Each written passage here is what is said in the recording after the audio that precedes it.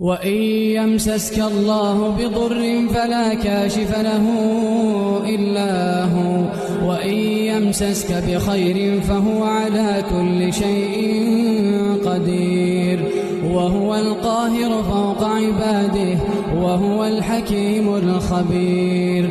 قل أي شيء أكبر شهادة؟ قل الله شهيد بيني وبينكم، وأوحي إلي هذا القرآن لأنذركم به ومن بلغ. أئنكم لتشهدون أن مع الله آلهة أخرى؟ قل لا أشهد. قل إنما هو إله واحد وإنني بريء مما تشركون.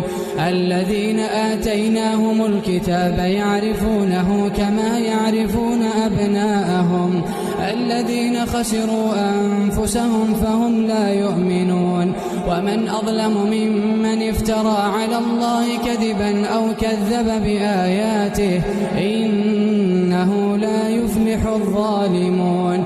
ويوم نحشرهم جميعا ثم نقول للذين أشركوا أين شركاؤكم الذين كنتم تزعمون؟ ثم لم تكن فتنتهم إلا أن قالوا والله ربنا ما كنا مشركين. انظر كيف كذبوا على أنفسهم وضل عنهم ما كانوا يفترون.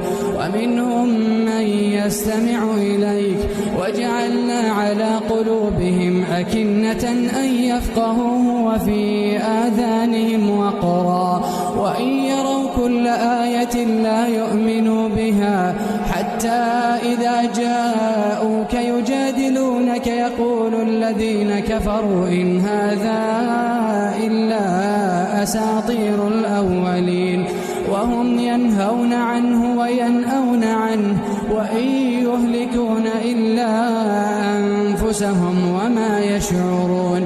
ولو ترى إذ وقفوا على النار فقالوا يا ليتنا نرد ولا نكذب بآيات ربنا